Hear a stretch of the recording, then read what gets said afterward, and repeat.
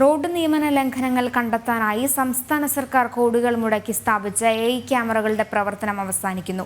കരാർ കമ്പനിക്ക് കോടികളുടെ കുടിശ്ശിക നൽകാനുള്ളതാണ് AI ക്യാമറകളുടെ പ്രവർത്തനം നിലയ്ക്കാൻ കാരണം.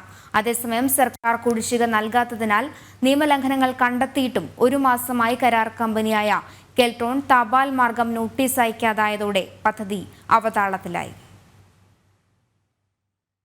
കഴിഞ്ഞ വർഷം ഏറ്റവും കൂടുതൽ വിവാദങ്ങൾ കൊണ്ട് ചൂടുപിടിച്ച സർക്കാർ പദ്ധതിയായിരുന്നു സേഫ് കേരള.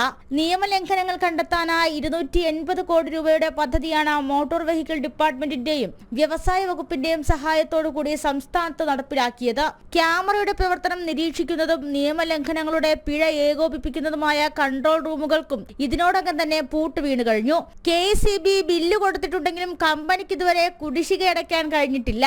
കരാർ പ്രകാരം വൈദ്യുതി കുടിശ്ശിക ഉൾപ്പെടെ നൽകേണ്ടതും കമ്പനിയാണ്. പണം കിട്ടാത്തതിനാൽ KECB കൺട്രോൾ റൂമുകളുടെ ഫ്യൂസ് ഊരാനുള്ള സാധ്യതയും മുന്നിൽ കാണുന്നു.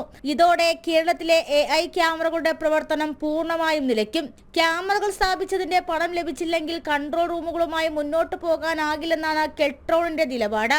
ക്യാമറകൾ സ്ഥാപിച്ചതിന്റെ ആദ്യ ഗഡു പോലും ലഭിക്കാത്ത സാഹചര്യത്തിലാണ് കമ്പനി കടുത്ത നിലപാടിലേക്ക് കടക്കുന്നത്.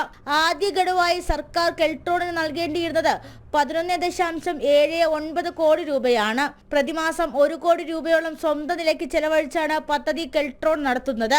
AI ക്യാമറ പ്രവർത്തനം ആരംഭിച്ച് 6 മാസം പിന്നിടുമ്പോഴാണ് ഈ പ്രതിസന്ധി. ജനം, തിരുവനന്തപുരം.